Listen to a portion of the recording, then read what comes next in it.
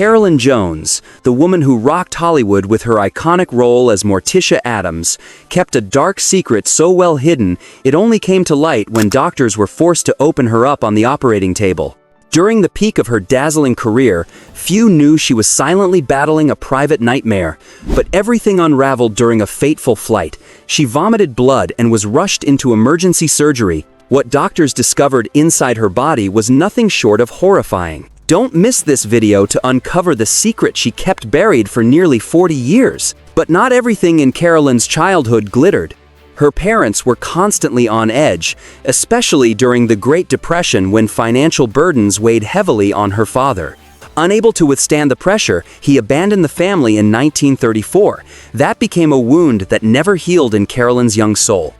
Her mother, who already struggled with agoraphobia, now had to battle poverty while raising her daughter, making life increasingly suffocating. With no other choice, they moved in with Carolyn's grandparents. The already cramped house grew stifling, and worse, she had to endure her grandfather's violent temper, sudden fits of rage that left her in a state of constant fear.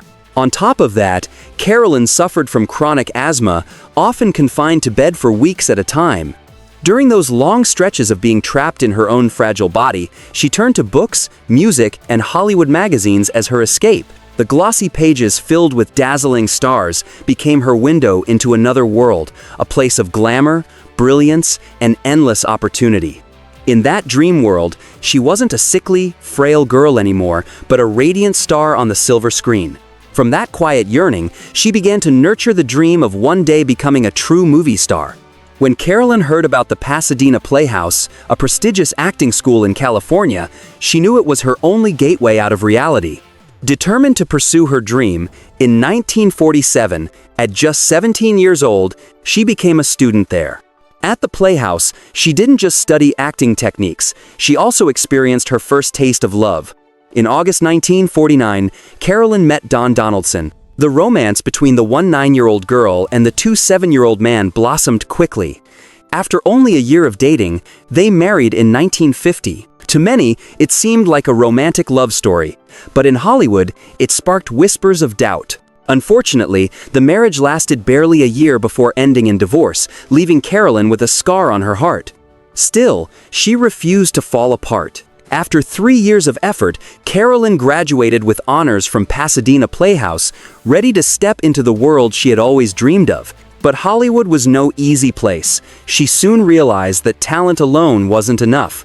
In an industry obsessed with appearances, whether or not she landed a role often depended more on her looks and the rigid beauty standards of the film business than on her refined acting skills. For the sake of her career, she decided on a complete transformation: plastic surgery, dyeing her hair blonde, training to lose her Texas accent, altering her walk and posture, and investing in fashionable clothes. This reinvention changed everything. Shortly after, a talent scout noticed Carolyn during a performance at the Players Ring Theater. After a successful audition, she landed a 6-month contract with Paramount Studios. Carolyn had officially stepped into the film industry, but the cost was steep. As much as she longed to act, she couldn't shake the frustration of knowing it was her new appearance, rather than her carefully honed craft, that ultimately opened the door. When Carolyn Jones signed her contract with Paramount, it seemed as though her path in film was finally opening up. In 1952, she made her debut in The Turning Point, a title that felt almost prophetic, as if signaling her own life's transformation. Her family was overjoyed. Her mother wept with pride, while her grandparents danced in their small living room. But the glory quickly faded. After her debut, Carolyn landed only 2 minor, unimpressive roles before Paramount ended her contract. What had seemed like a dazzling beginning soon dissolved into a disheartening silence, with Hollywood nearly forgetting her. Financial troubles hit hard. The modest pay from Paramount was nowhere near enough to cover the high cost of living in Los Angeles. Things became so difficult that her younger sister, Betty, had to move in with her to help shoulder the rent. To survive, Carolyn took on any role she could find, from small films to stage productions. She returned to the theater lights at the Preston Sturges Players Theater, a place that not only gave her work, but also introduced a new chapter in her personal life. There, Carolyn met Aaron Spelling, a young screenwriter still finding his footing in the industry. Between them, a strange yet undeniable connection blossomed. Both were ambitious, driven by a hunger to make their mark in entertainment. Most importantly, they shared a sense of humor that drew them closer together. In 1953, fortune smiled on Carolyn once again. She was cast in House of Wax, one of the very first 3D films ever made. Her role was small, but the film became a worldwide sensation. For the first time, critics began to take notice of Carolyn, offering her words of praise. In the cutthroat world of Hollywood, her name was beginning to carve out a place of its own. Her star was rising on the horizon, and everyone believed she was on the verge of true stardom. But while her career was on the rise, her love life took a complicated turn. Carolyn was certain Aaron was the man of her life, and she waited for a proposal. Yet Aaron, though deeply in love with her, hesitated. He believed he couldn't marry until he had a stable career and the financial means to provide a secure home. Carolyn, however, was impatient. She hated delays, hated feeling passive, so she boldly took matters into her own hands. It was Carolyn who proposed to Aaron. In April 1953, the two officially became husband and wife. But Carolyn was never the image of a 1,950 seconds housewife. From the very beginning, she made it clear that her career came first. To her, having children just to fulfill a woman's duty was unfair. She openly admitted she didn't want motherhood to overshadow her artistic ambitions. It was a bold, almost rebellious choice against the standards of the time, but Carolyn stood firm. Meanwhile, fortune knocked on her door again. A casting director at Columbia Pictures noticed her and believed she was perfect for a major upcoming project from here to eternity. He promised that if the audition went well, the role would be hers. To Carolyn, this wasn't just another chance. It was the golden ticket that could place her among Hollywood's true stars. But cruel fate turned its back on her once again. On the night before the crucial audition, Carolyn was struck by a raging fever from pneumonia. Her temperature soared past 104 degrees Fahrenheit, and she was rushed to the hospital in critical condition. The dream role, one she believed would secure her stardom, slipped away and went to Donna Reed instead. Ironically, that very role won Reed the Academy Award. For Carolyn, it was like having her future stolen right before her eyes. The disappointment plunged her into a deep crisis. She feared her moment to shine had vanished forever. The jobs that followed were far from prestigious bit parts, supporting roles that kept her name hidden in the shadows. But then, a spark of luck appeared in the unlikeliest place. In the bachelor party, Carolyn made a daring choice. She chopped off her long hair, dyed it dark, and reinvented herself with a completely new image. Her screen time lasted only 8 minutes, yet every second was electrifying. Critics showered her with praise, journalists rushed to interview her. And something no one expected happened. Carolyn was nominated for an Academy Award for Best Supporting Actress. It was a tremendous joy, but one laced with bitterness. On the night of the Oscars, Carolyn sat in nervous anticipation, waiting to hear her name. Instead, the victory went to Miyoshi Umeki.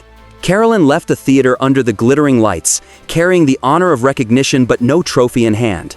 Still, that night carved a new determination deep within her. She would not stop until she proved herself to be an artist truly worthy of greatness. The next opportunity came in 1958, when Carolyn was cast alongside Elvis Presley in King Creole, the last film of the King of Rock and Roll before he entered the army.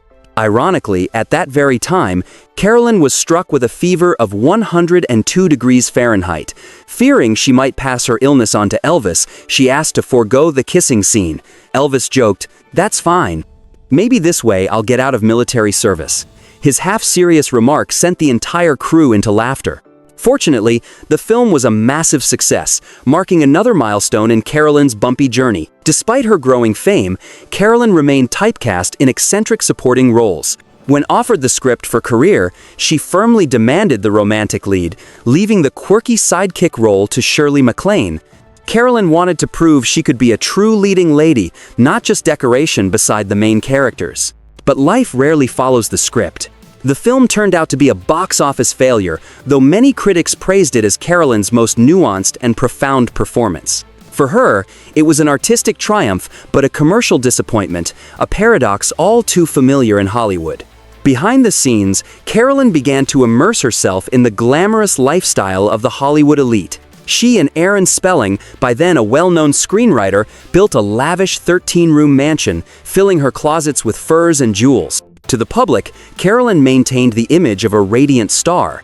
But in truth, major scripts grew scarce, and the press mentioned her name less and less. Meanwhile, Aaron's career soared unexpectedly. He was emerging as one of television's most promising writers.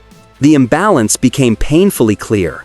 From once being the center of attention, Carolyn gradually turned into a shadow beside her husband. Worse still, Aaron developed suspicious habits, frequently away at night with vague excuses. Bit by bit, trust eroded, and by August 1964, their more than decade-long marriage ended in divorce. At only 34, Carolyn seemed to be watching every part of her life collapse, but she had no idea she was about to step into the greatest role of her career. Until then, Carolyn had repeatedly turned down television offers, clinging to her dream of being a film star. Yet, an irresistible proposal for a daytime TV role made her reconsider. The character was eccentric, dark, and laced with humor, almost as if it had been tailor-made for Carolyn. In 1964, she officially joined the cast of The Addams Family in the role that would define her career, Morticia Addams.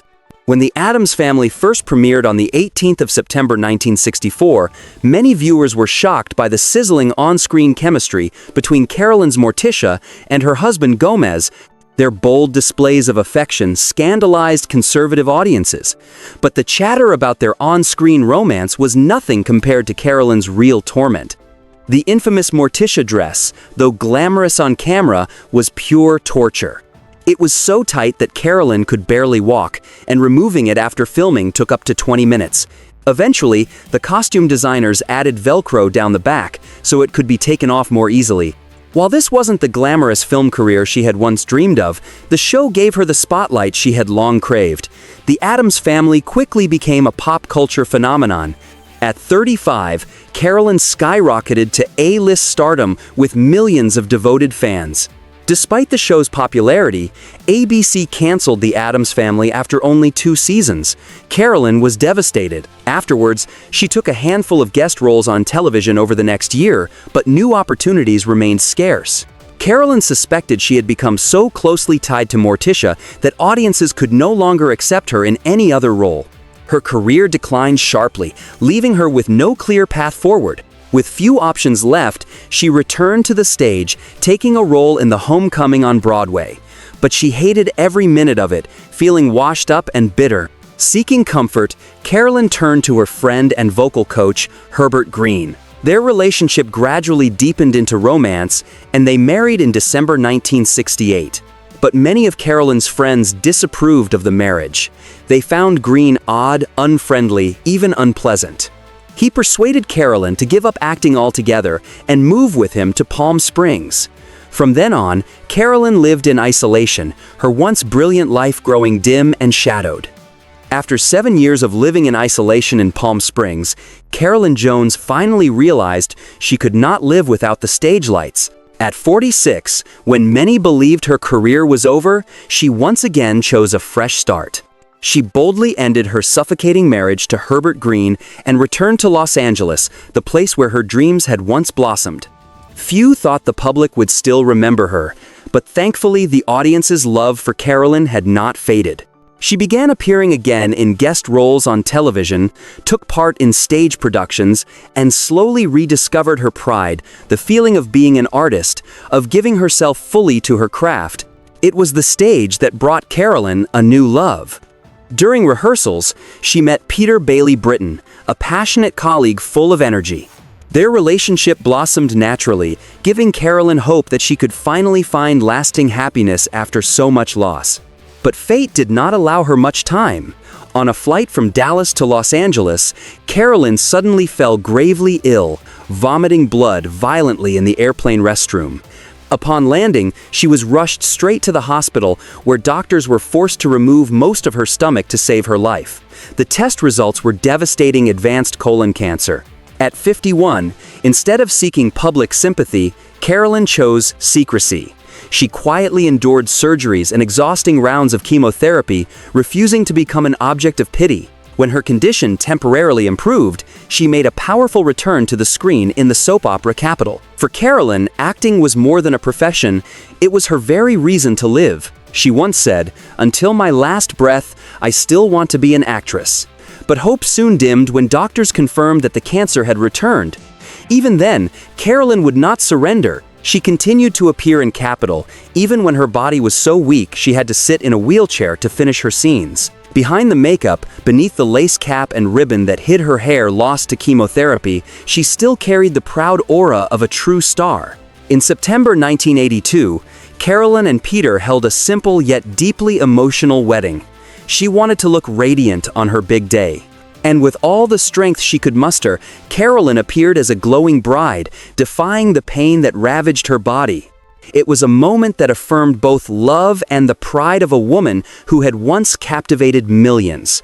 Yet less than a year later, in July 1983, Carolyn fell into a coma at her home in West Hollywood. She took her final breath on August 3, 1983, at just 53 years old. Before passing, Carolyn had prepared her last wishes to donate Morticia's costume and wig to the Academy of Motion Picture Arts and Sciences as a testament to her iconic role. Her widower Peter also entrusted the original Addams Family scripts to UCLA. In this way, Morticia Addams and Carolyn Jones herself live on in the memory of the public as enduring symbols of mysterious beauty, talent, and unyielding strength in the face of fate.